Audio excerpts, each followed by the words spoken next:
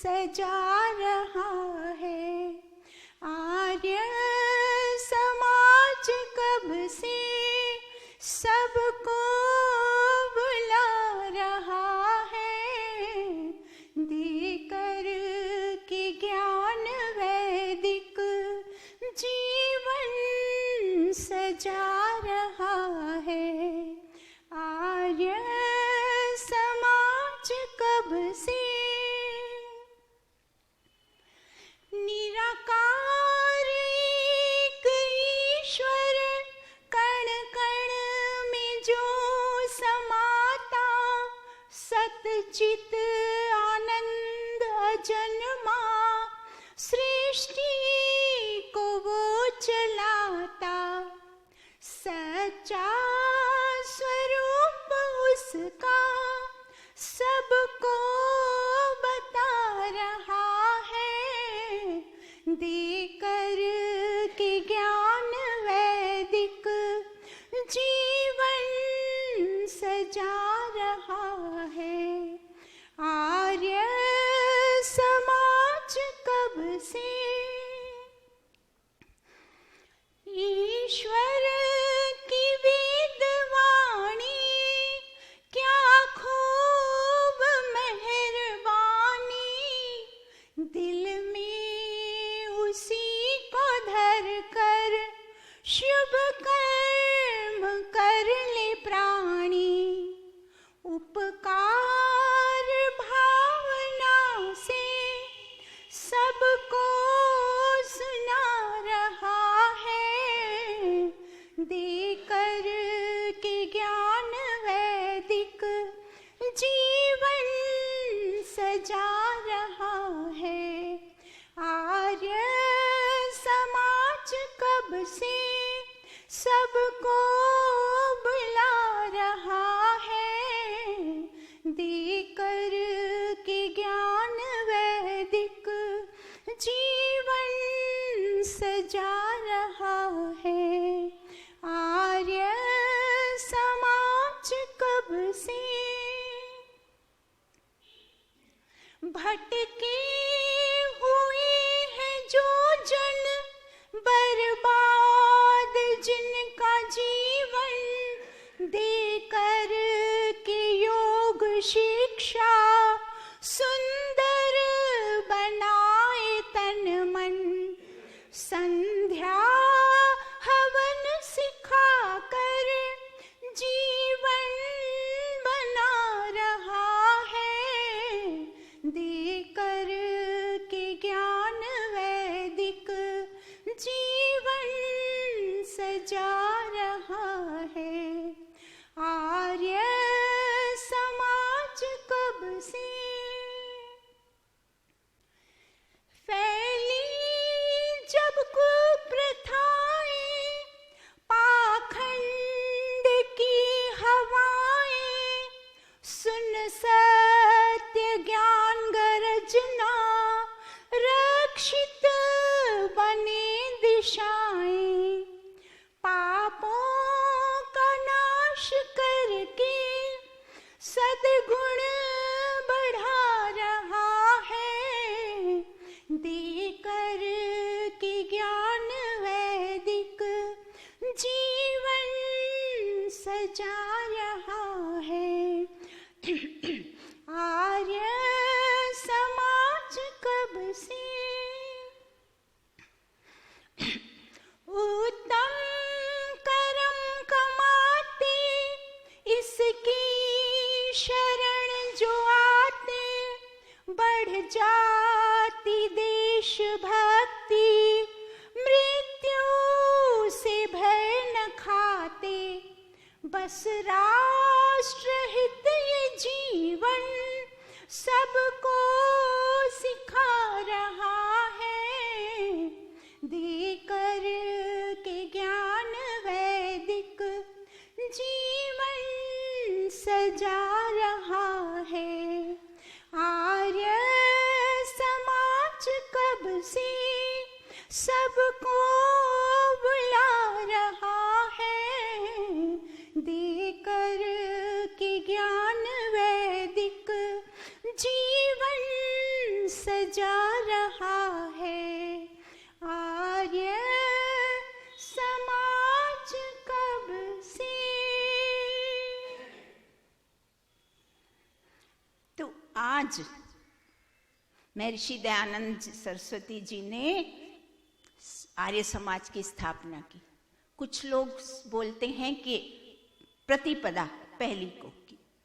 यहाँ बहुत सारे विद्वान, कल भी हमें बहुत सारे मैसेज आए कि महर्षि दयानंद सरस्वती ने हमेशा लीक से हटकर कार्य किया, तो उन्हें प्रतिपदा को आर्य समाज की स्थापना नहीं करी। आज पंचमी के दिन महर्षि दयानंद सरस्वती ने आर्य समाज की स्थापना करी। उसमें बहुत सारे लोगों का, देखिए बड़े बड़े विद्वानों के नाम है, जैसे पंडित लेखराम, फिर पंडित देवेंद्र मुखोपाध्याय, स्वामी सत्यानंद जी और पंडित भगवती जी, पंडित युधिष्ठिर मीमांसा जी, स्वामी विद्यानंद जी सरस्वती और पंडित भगवानीलाल भारतीय, डॉक्टर सुरेंद्र कुमार और स्वामी जगदीश्वरानंद सरस्वती जी, ऐसे अनेक विद्वान यही बात को मानते हैं। किस बात को मानते हैं कि आज के दिन पंचमी शुद्धि पंचमी को महर्षि दयानंद सरस्वती ने आर्य समाज की स्थापना की थी। तो उस उपलक्ष्य में हमने आर्य समाज के जो भजन प्रस्तुत किया, तो स्थापना के दिवस को मनाते हुए हमने किया। आर्य समाज के ऊपर महर्षि दयानंद सरस्वती ने बहुत बड़े बड़े महान उद्देश्य हम सबके ऊपर दायित्व रखा है। अभी भी समाज में जितनी कुरीतियां हैं, बहुत सारी कुरीतियां, उनका मिटाने का मात्र हम एक आर्य समाज ही कर सकता है, बाकी दूसरा कोई कुछ नहीं कर सकता। हमारा बड़ा दायित्व है। एक अभी समय नहीं है, एक ही कुरीति पे हम ध्यान देंगे तो जो शादियां हो रही है, इतनी महंगी खर्चीली शादियां, ये इसका जो चलन बढ़ा है, हम सबको इसको बंद करना पड़ेगा। शादी विवाह संस्कार एकदम सादगीपूर्ण सात्विकता से अपने सगे संबंधियों मित्रों को आमंत्रित कीजिए, सात्विक भोजन, बस दूसरा कोई आडंबर दिखावा खर्चा नहीं करना, क्योंकि उससे जो ईश्वर का धन, ये सारा धन ईश्वर का है, हमारा नहीं है, ईश्वर के धन को बचाना है। उस धन का सदुपयोग बाकी समाज में जहाँ जहाँ अभाव है वहाँ करना पड़ेगा। और ये कुरीति पता है कैसे बढ़ती है? हम जब ये सब करते हैं तो जो मध्यम वर्ग, जो गरीब लोग, इसकी देखा देखी वो सोचते हैं अच्छा इन्होंने लाखों करोड़ों का किया, हमें कुछ तो करना पड़ेगा। बेचारे तोड़ जोड़ के कर्जा लेके बस वो उसको करना पड़ता है। तो इसीलिए इसको कुरीति बोला गया।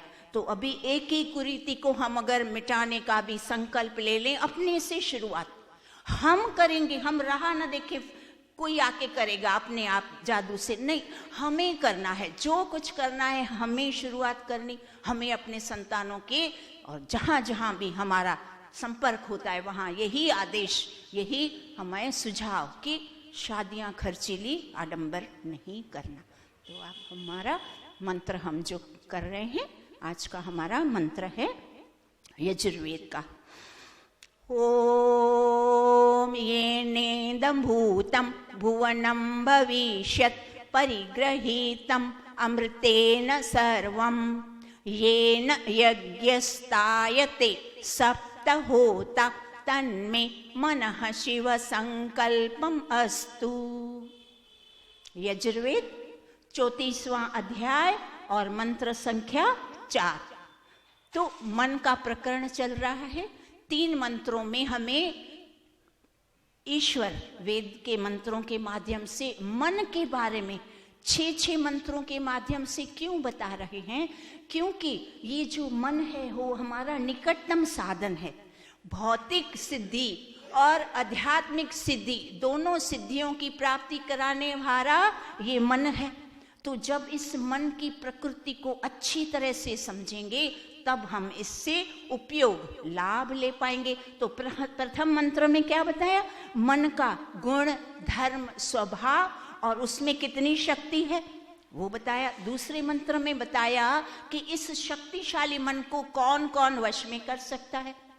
तीसरे मंत्र में बताया कि इस मन के जो विविध कार्य हैं उन कार्यों के अनुरूप उसको उन नामों से संबोधित किया गया। 4 नाम बता दिए थे ना, मन, बुद्धि, चित्त, अहंकार, ये 4 एक ही पदार्थ हैं और इन चारों पदार्थों का एक ही कार्य मन कहलाता है, जो कार्य करता है नामों से संबोधित। तो आज का चौथा मंत्र, आज के मंत्र में हमें ईश्वर क्या बताता है कि यह जो मन है वो भी सारा दिन रात हमारे लिए, हमारे जीवन चलाने के लिए यज्ञ कर रहा है। तो कैसे यज्ञ करता है वो आगे हम इस मंत्र के माध्यम से समझेंगे। तो पहले शाब्दिक अर्थ समझते हैं। तो क्या बताया, ये ने दम्भूतम। अब इसमें 3 शब्द है, इसका पदच्छेद होगा। येन इदम भूतम। तो येन अर्थात जिस मन से, किससे, जिस मन से, अभी मन का प्रकरण चल रहा है ना, तो जिस मन से, इदम अर्थात यह, सर्वम अर्थात सब, यह सब कुछ। फिर क्या आया शब्द भूतम। भूतम अर्थात जो गुजर गया, व्यतीत हो चुका, बीता हुआ समय, जिसको भूतकाल कहते हैं। भूतम भविष्य, भुवनम, भुवनम अर्थात वर्तमान काल, ये जो चल रहा है उसको वर्तमान काल कहते हैं। भविष्यत, भविष्यत अर्थात अभी जो आया नहीं है, आने वाला काल, उसको भविष्य काल। फिर आया परिग्रहितम।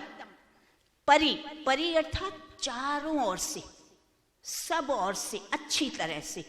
फिर ग्रहितम अर्थात ग्रहण करना, जानना, भली भांति चारों ओर से अच्छी तरह से उस वस्तु को, उसके ज्ञान को पकड़ना, उसको कहते हैं परिग्रहितम। तो अब पूरे पद का अर्थ क्या बना कि यह जो हमारा मन है वो भूतकाल जो व्यतीत हो चुका, जिसमें बहुत सारे पदार्थ नष्ट हो गए, व्यक्ति मर तक गए, पर उस मन में अभी तक उतना सामर्थ्य है कि उन सारी बातों को वो स्मरण शक्ति में याद रख के, पकड़ के रखी है। हमें याद, हमारे अंदर, मन के अंदर वो सारी बीती बातों की याद है।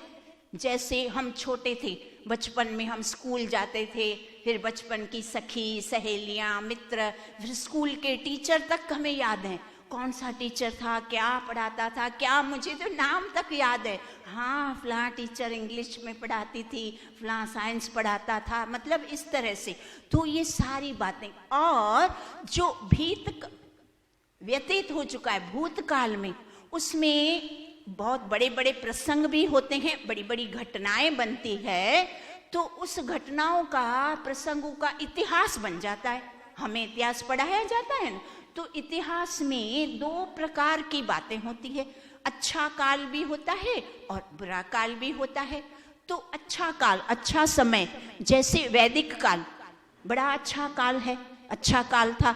उस काल में क्या था, उस वक्त मनुष्य आचार विचार शुद्ध था और मनुष्य का जीवन कैसा था, आदर्श थे, शिष्टाचार, धर्माचार सबके अंदर था। प्रत्येक मनुष्य दूसरों के दुख के बारे में, कष्ट के बारे में सोचता था।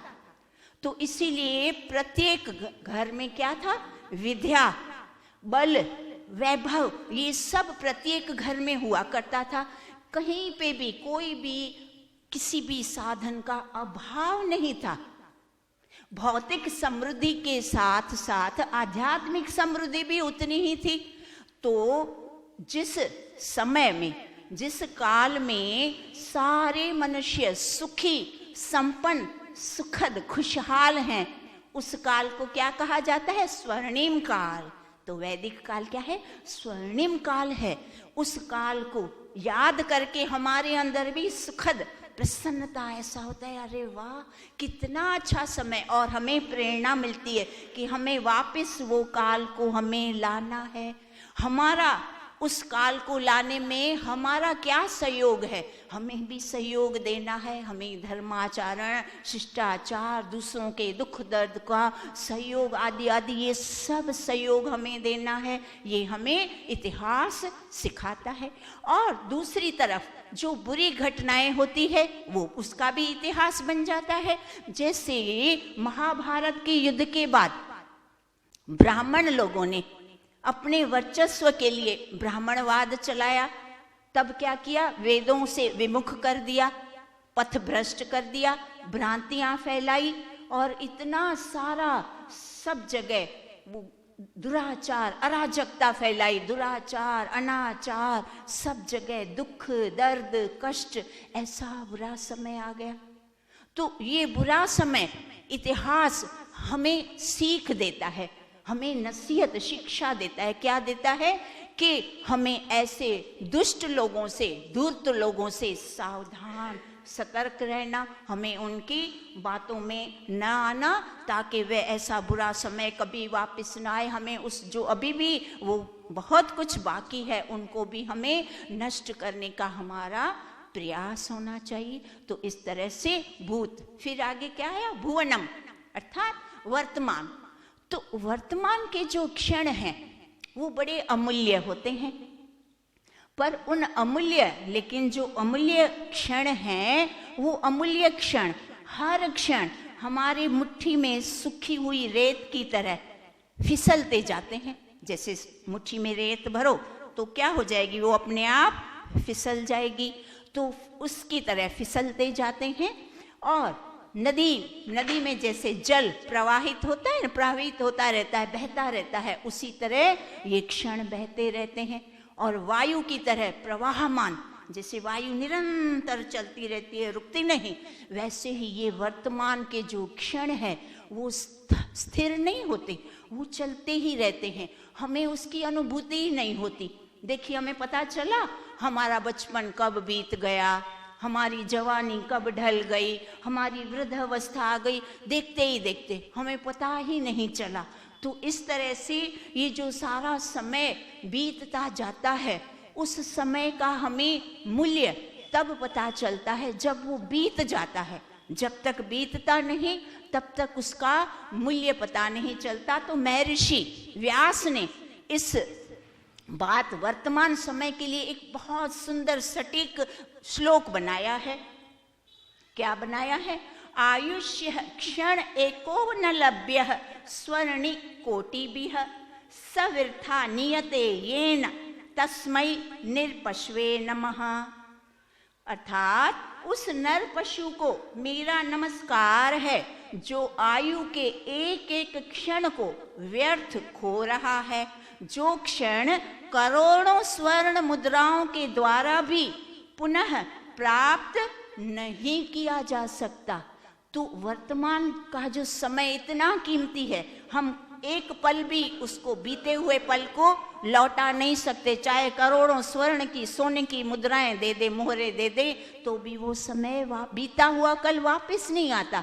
अब इस श्लोक का गहराई देखिए, कितनी गहराई है कि मनुष्य को ये जो वर्तमान का समय है उसका मूल्य करना, सदुपयोग, उसका दुरुपयोग। उसको एक छोटी सी दृष्टांत से, जैसे प्रतियोगिता होती है। अब प्रतियोगिता के समय क्वेश्चन आंसर की होती है ना, और खेल कूद स्पोर्ट्स की, तब क्या बताया जाता है? अभी आपका समय शुरू हो रहा है, और उस निर्धारित समय में जो कार्य करने की सजगता, तीव्रता, तन्मयता, एकाग्रता, जो उस समय, उस निर्धारित समय में कार्य संपन्न हो जाता है, वैसी तीव्रता, वैसी सजगता और वैसी तन्मयता, वैसी एकाग्रता अगर मनुष्य पूरे समय में, सामान्य समय में भी लाएगा, तब पता है क्या होगा? वो सारे के सारे भौतिक पदार्थों को भी प्राप्त कर लेगा और आध्यात्मिक पदार्थों को भी प्राप्त कर लेगा। जैसे हम देखते हैं बहुत सारे मनुष्य जी संसार के कार्य भी बहुत अच्छे से करते हैं और अपनी आध्यात्मिक उन्नति भी बहुत अच्छे से करते हैं, दोनों के लिए समय निकालते हैं। जैसे हमारी कुछ माताएं भी, बड़ी बहनें सुजाग हैं, वो अपना घर का कार्य भी अच्छी तरह से सब कार्य से टाइम समय से निपटाती है और अपने लिए भी समय निकालती हैं, सत्संग सुनती हैं, स्वाध्याय करती हैं, हवन यज्ञ करती हैं, संध्या करती है। तो इस तरह वर्तमान का सदुपयोग करना हमें ये मंत्र सिखा रहा है। फिर तीसरा शब्द है भविष्य। अब हम एक क्षण के लिए रुक कर सोचें कि हम अपना भविष्य कैसा चाहते हैं। तो जैसा हम भविष्य चाहते हैं वैसा फिर हम वर्तमान में उसके लिए प्रयास करेंगे। तो हमारा जब ध्येय, उद्देश्य, लक्ष्य क्लियर, साफ, स्पष्ट होगा, निर्धारित होगा, तो क्या होगा, हम वर्तमान जीवन में हम उस कार्य के लिए उमंग, उत्साह बना रहेगा और निर्धारित समय में हम सारा कार्य अच्छी तरह से करते रहेंगे। जैसे प्रतियोगिता के समय या एक विद्यार्थी वो निर्णय कर लेता है मुझे डॉक्टर बनना है, तो फिर वो क्या करता है, उसको पता है डॉक्टर बनने से मुझे बहुत सारा धन मिलेगा, पद प्रतिष्ठा मिलेगी, यश होगा, आशीर्वाद मिलेगा। तो वो उसका लक्ष्य क्लियर है, तो वो अपने 30 साल, जीवन के 30 साल बड़ी परिश्रम से, लगन से, उत्साह उमंग से उसमें मन लगा के पढ़ता है और एक दिन डॉक्टर बन जाता है। क्यों बना? क्योंकि उसका ध्येय क्लियर था। तो ध्येय क्लियर होने से हमारा भी ध्येय, हमने क्या ध्येय बनाया? ईश्वर प्राप्ति। तो ईश्वर प्राप्ति के लिए जो हमें इस वर्तमान जीवन में जो निष्काम कर्म करने हैं उसको लगातार निरंतर उत्साह और उमंग से हम उनको करते जाएं, तो एक दिन हमें वो लक्ष्य हमें अवश्य प्राप्त होगा। फिर और कौन सा शब्द है? परिग्रहितम। अब परिग्रहितम का अर्थ है चारों ओर से पकड़ना, अच्छी तरह से समझना, भली भांति जानना। तो दुनिया में जितने भी संसार में पदार्थ हैं वो सब सामान्य तौर पे तो सबको लाभ देते ही हैं, पर जो मनुष्य इनको अच्छी तरह चारों ओर से पकड़ते हैं उनको विशेष लाभ मिलता है।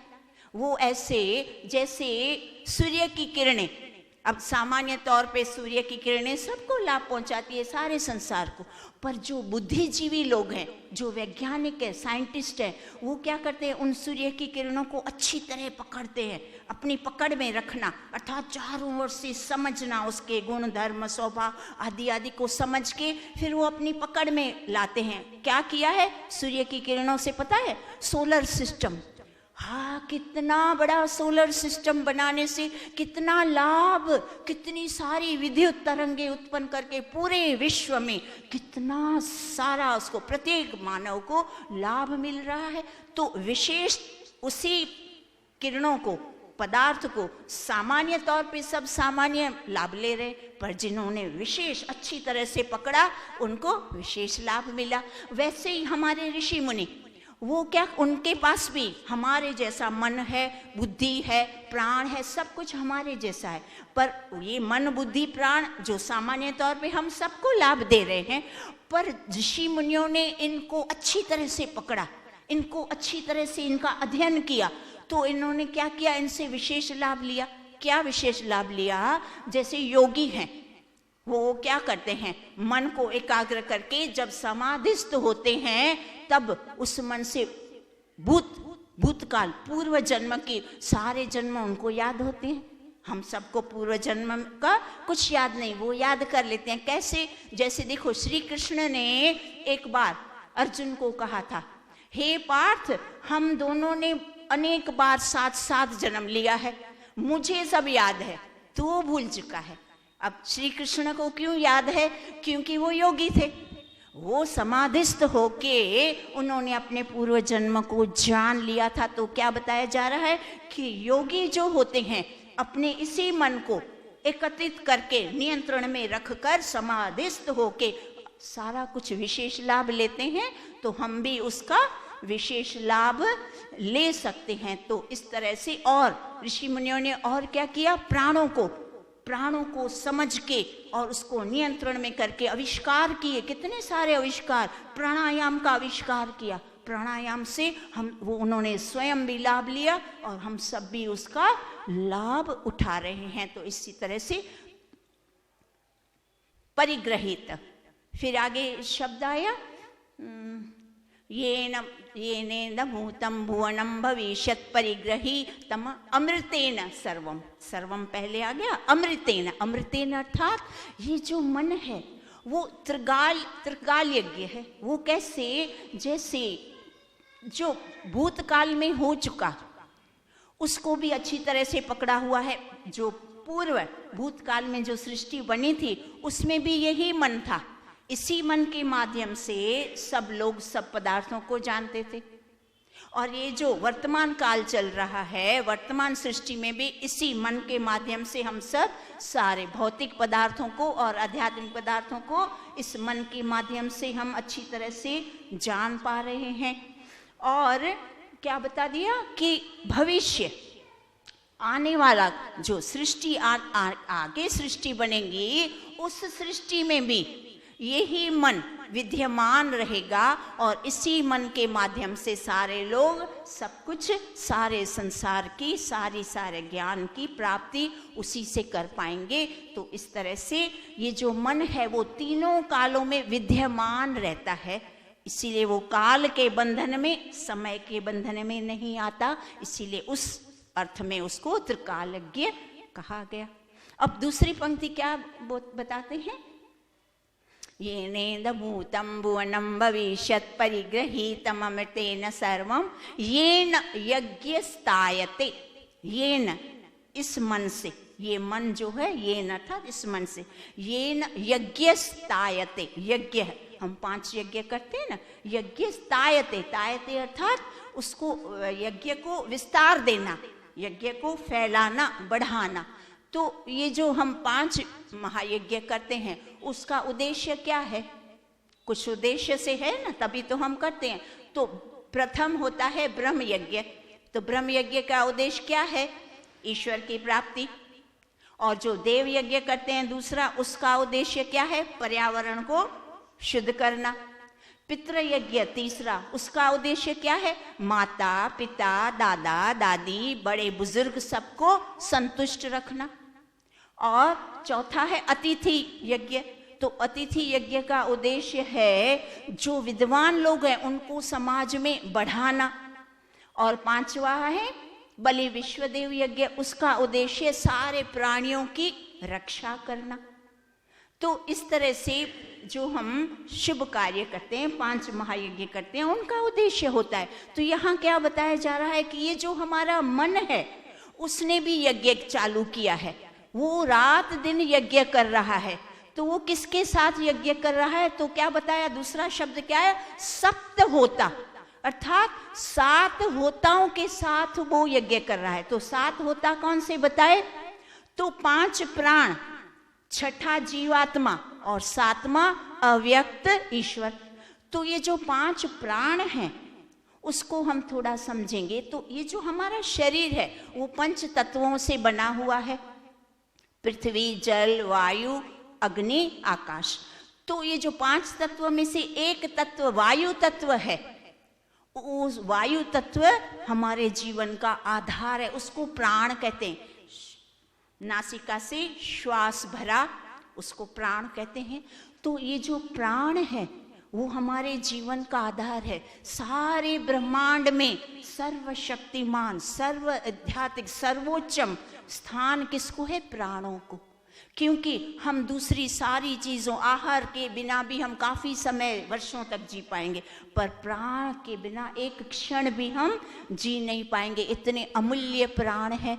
और ये प्राण कैसे हैं? हमारी ये जो कर्म इंद्रियां हैं वो तो विश्राम कर लेती है, सो लेती है, पर जो हमारे प्राण है वो एक क्षण के लिए भी आराम नहीं करते, विश्राम नहीं करते, दिन रात आहुति डालते रहते हैं, हमारा जीवन चलाते रहते हैं।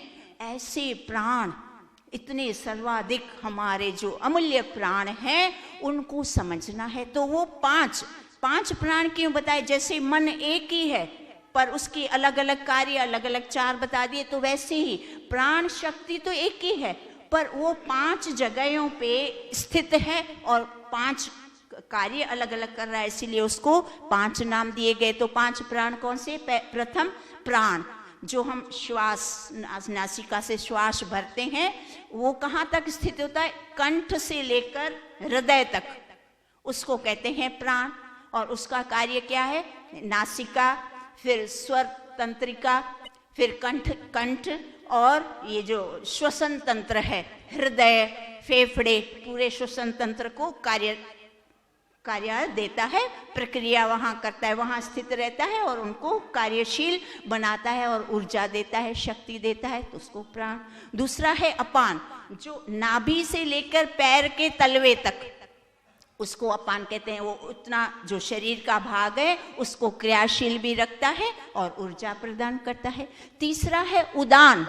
उदान कंठ से लेकर सिर तक जितना भी भाग है हमारे पूरे मुखमंडल को आभा देता है, चमकाता है, प्रकाश तेज देता है। फिर नेत्रों को, नासिका, कान और मस्तिष्क, हमारा दिमाग, इस सबको क्रियाशील रखता है और तेज और ऊर्जा देता है। चौथा है समान। समान हृदय से लेके नाभि तक का ये जो बीच का पोर्शन है, यहाँ समान प्राण स्थित होता है। और इस जगह पे जितने भी पार्ट हैं हमारे, क्या क्या है, लिवर, किडनी, छोटी आंत, बड़ी आंत, जितना पाचन तंत्र है ना, उस सारे पाचन तंत्र को क्रियाशील करता है, ऊर्जा देता है। और हमारे शरीर में जितनी भी इंद्रियां हैं, उस जो हम खाते पीते हैं ना, उनको रस में परिवर्तित करता है और रस बना के फिर सारी इंद्रियों को रस विस्तृत करता है, सबको अपना अपना भाग देता है। हमने उपनिषदों में पढ़ा है ना, क्षदा, क्षुधा और तृषा किसको लगती है? प्राणों का धर्म है, अर्थात भूख और प्यास प्राणों को लगती है। ये जो हम शरीर में अन्न और जल खाते हैं, उसका भोग कौन करता है? प्राण।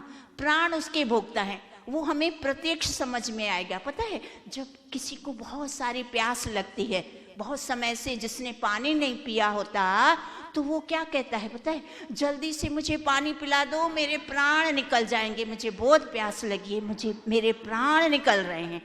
और किसी को जब बहुत भूख लगती है तो भी वो यही बोलता है, मैंने बहुत समय से कुछ नहीं खाया, मुझे खाने को दे दो, मेरे प्राण निकल जाएंगे। तो इससे क्या सिद्ध हुआ कि भूख और प्यास प्राणों का धर्म है। वो प्राण ग्रहण करते हैं, प्राण भोगते हैं। तो ये जो प्राण हैं, ये इस तरह से पाचन तंत्र को ठीक करते हैं। और पांचवा है व्यान। व्यान कहाँ तक है? वो पूरे शरीर में क्रियाशील रहता है। पूरे शरीर की जितनी भी नस है, नाड़ियां है, जितना भी मल उत्पन्न होता है, वो मल को बाहर खींच के निकाल देता है। एक तो मल मूत्र, 2 द्वार हैं, उनसे निकालता है। फिर ये आंखों में से भी आप देखते हैं, उसमें से मल निकलता है। फिर नाक के दोनों इसमें से मल निकलता है, मुंह में से, कान में से, और फिर शरीर के एक एक रोम छिद्र में से ये जो प्राण शक्ति है हमारे पूरे शरीर को शुद्ध बनाती है, स्वस्थ रखती है, निरोगी रखती है, शक्ति भी देती है और शुद्ध भी रखती है। अब इस प्राण ने इतने सारे कार्य ले रखे हैं, तो उस प्राणों को नियंत्रण में रखना भी अति आवश्यक है। तो नियंत्रण में रखने के लिए हमारे ऋषि मुनियों ने क्या आविष्कार किया? प्राणायाम। प्राणायाम का अर्थ क्या है? प्राण आयाम अर्थात नियंत्रण, प्राणों को नियंत्रण में रखना। तो प्राणायाम करने से, प्राणायाम का अर्थ पता है क्या होता है? मनुष्य क्या करता है, मनुष्य और सारे प्राणी, एक चार्ट हम 2 मिनट में समझते हैं। तो जो कबूतर है वो 1 मिनट में 34 बार श्वास लेता है, और जो चिड़िया है वो 24 बार श्वास लेती है 1 मिनट में। जो सर्प है वो 1 मिनट में 19 बार सांस लेता है। हाथी 1 मिनट में 22 बार सांस लेता है। मनुष्य 1 मिनट में 15 बार श्वास लेता है, और जो कछुआ है वो 1 मिनट में 5 बार श्वास लेता है। अब इस बात से क्या सिद्ध हो रहा है कि जिस प्राणी की श्वास लेने की गति कम है उसकी आयुष अधिक है। जैसे कछुआ 1 मिनट में मात्र 5 बार श्वास लेता है, तो वो 400 वर्ष तक जीता है। और मनुष्य सामान्य तौर पर छोटे छोटे श्वास लेता है, इसीलिए 1 मिनट में 15। और जब प्राणायाम का अभ्यास करता है तो वो धीरे धीरे उसकी गति कम होके 8 तक तो पहुंच जाती है। और हमारे ऋषि मुनियों उसका इतना अभ्यास करते हैं, लगातार निरंतर अभ्यास करके उस गति को कितना कम कर देते हैं। 1 मिनट में 4 या 5 बार श्वास लेते हैं, इसीलिए हमारे ऋषि मुनि 300 300 400 400 वर्ष तक उनकी आयुष लंबी हो जाती है। तो इस तरह से हमें प्राणायाम करके हमें अपनी आयुष को लंबा और अपने प्राणों की शक्ति को बढ़ाना है। तो अब आगे क्या बताते हैं सत्यार्थ प्रकाश में, ये सप्त होता का दूसरा अर्थ भी बता, बस 2 मिनट में, नहीं तो फिर अगली बार फिर उसी को खींचना, जैसे आप बोलो 2 मिनट की बात है चला दो। तो क्या बताया सत्यार्थ प्रकाश में, इसी येन यज्ञस्तायते का दूसरा अर्थ भी महर्षि दयानंद सरस्वती ने किया। तो क्या बताया कि ये जो मन है वो 5 जो 7 सप्त होता, क्या बताए 5 ज्ञान इंद्रियां, 6ठा बुद्धि और 7वां जीवात्मा, ये सातों मिलकर के जो यज्ञ करते हैं उसको योग यज्ञ कहते हैं। अष्टांग यज्ञ करते हैं ना हम, अष्टांग यज्ञ के माध्यम से वो क्या करते हैं, अपने मन को प्राणों को एकत्रित करके और उससे विशेष लाभ लेके मोक्ष तक पहुंचते हैं। तो इस मन का मुख्य कार्य क्या है, इस जीवन में जितना भी हमारा भौतिक जो भी सहायता, जो भी हमें ज्ञान चाहिए वो सब कराना और फिर हमें आगे मोक्ष तक ले जाना। मन के ये मुख्य 2 कार्य हैं, इस जीवन में भी हमारी हर कदम पर सहायता और हमें अंत में मोक्ष तक ले जाना। तो इस तरह से हमारे आज के विषय कितना सुंदर, मन की कितनी सारी बातें हम थोड़े समय में अच्छी तरह से समझ लेते हैं। अगली बार हम 5वां मंत्र इससे भी अधिक रोचक आप सुनेंगे तो इतना उत्साह बढ़ जाएगा। हमारा समय हो चुका है। ओम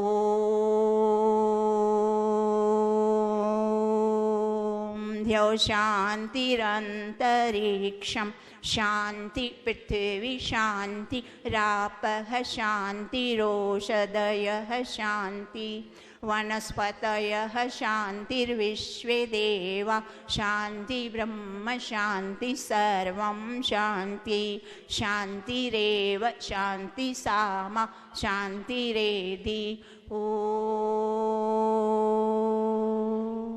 शांति शांति शांति। सर्वेभ्यो नमः। आपका बहुत बहुत धन्यवाद।